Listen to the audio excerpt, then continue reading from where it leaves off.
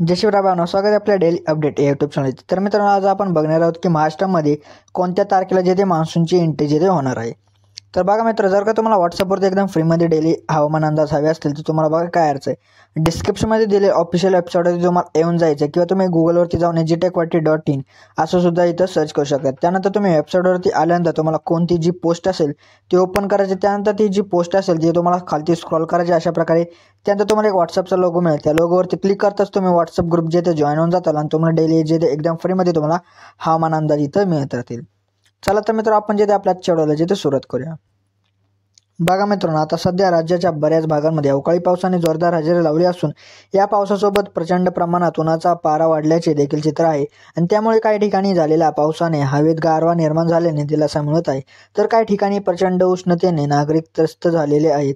आता मे महिन्याचा जवळपास दुसरा आठवडा सुरू झाला असून आता मान्सूनच्या पावसाचे वेध लागायला सुरुवात झाली आहे व अशाच आता प्रसिद्ध हवामान अभ्यासक पंजाब राऊत राज्यातील एकंदरीत देशातील मान्सूनच्या आगमनाविषयी महत्त्वपूर्ण अंदाज वर्तवलेला आहे. पंजाब राऊत यांनी वर्तवलेल्या मान्सूनच्या आगमनाचा अंदाज बघूयात.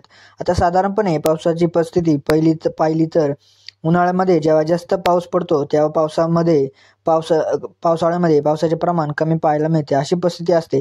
यावर्षी नेमके चित्र कसे असेल याकडे सर्वांचे लक्ष लागलेले असताना उन्हाळ्यामध्ये फारसा महाराष्ट्रात पाऊस झालेला नसल्याने पावसाळ्यात समाधानकारक असा पाऊस होणार असल्याचा अंदाज प्रसिद्ध हवामान अभ्यासक पंजाब राऊत यांनी व्यक्त केलेला आहे. मान्सूनच्या आगमनाविषयीचा अंदाज वर्तवताना पंजाब राऊत यांनी सांगितले की 22 मे 2024ला मान्सूनचे आगमन अंदमानात होणार असल्याचे त्यांनी म्हटले. तसेच महाराष्ट्रामध्ये 12 ते 13 जूनच्या आसपास मोसमी पावसाला सुरुवात होणार असल्याचा महत्त्वपूर्ण अंदाज येथे देखील त्यांनी वर्तवलेला आहे. त्यामध्ये पेरणीयोग्य पाऊस हा 22 जून नंतर सुरू होणार असल्याची माहिती देखील त्यांनी दिली आहे.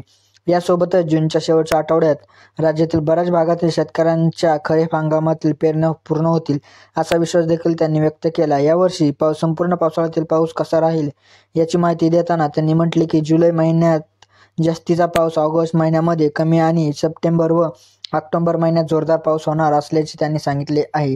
आणि त्यामध्ये राज्यात पूर्वमोसमी पावसाला पोषक परिस्थिती तयार होते असल्याने शेतकरी वर्ग याकडे लक्ष देऊन आहेत आणि राज्यातील बऱ्याच भागांमध्ये मुसळधार पूर्वमोसमी पाऊस पाहायला मिळण्याची शक्यता असल्याने शेतकऱ्यांनी काळजी घेण्याचे आवाहन देखील करण्यात आले. तर मित्रांनो, अशा प्रकारचा आपला काय आजचा हवामान अंदाज होता. तर मित्रांनो, भेटूया आपण नंतरच्या व्हिडिओमध्ये.